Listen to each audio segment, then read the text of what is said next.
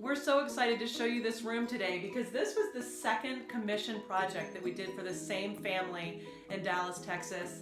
This was a space that was a family room. There's a kitchen right here, and then there's a dining room right here. So it's huge open floor plan, and it was really narrow. And what we were trying to do with this space was make two rooms become one.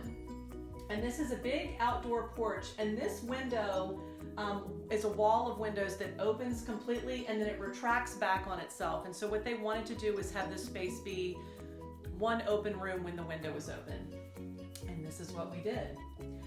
This is the after shot that we came up with. We're in love with this space. And the first thing that we had to resolve was their amazing art. Where do we put it in this house that doesn't have tons of walls, believe it or not? And so we made this great art installation here, but what we've done is I want to show it to you guys with the art that we've chosen for you. That was art that they inherited, but we've decided to give you guys a huge oversized photograph. I think on walls that are that big, it's really nice if you have the square footage to just do one big statement piece of art. And when you have a big piece of art like this, especially in a beautiful modern house like this, you want to have enough room for your eye to rest.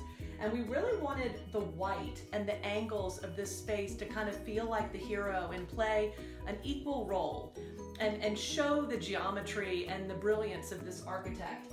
And so while we let this have a lot of its own spotlight, I wanted the rug and the floor to have enough presence to kind of balance the art. So we found some beautiful rugs that could work with this art. The rug that we chose for them is this great, colorful, geometric one, and you could use this rug or this rug with that art. So you have options. One is very expensive, one is not.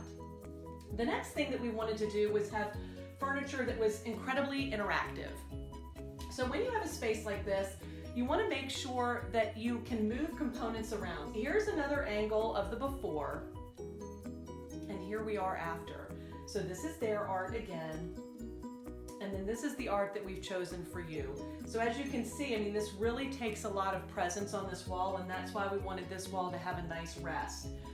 The next thing that we needed to do was give the room a lot of seating without it feeling cluttered. And when you have a narrow space like this, sometimes a sectional is really the only thing you can do.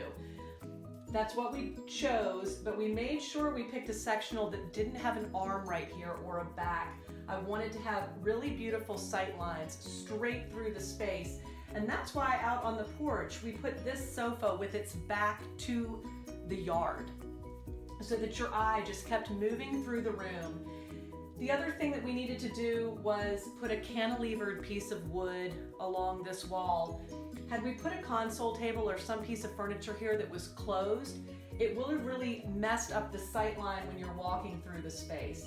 So this is functioning as a walkway, really, because this is the doorway outside. And so we needed this to anchor the TV under this wall, but we also needed to let you guys feel like you could still continue out. So that's another great tip when you're designing a space like this, is it's very easy to buy or find a piece of wood or stone and just cantilever it on the wall with some really simple L brackets, and we've linked you to that in the buying guide. We also wanted to make sure that a lot of the furniture, like I said before, was interactive. So this chair can swivel and face into the porch. This lamp can swivel and turn in as well. And all of these components are interchangeable. Those coffee tables are actually 3 tables that we've merged into one. So think about that when you're buying pieces of furniture that can serve more than one purpose when you're designing a room that's 2 rooms that need to come into one.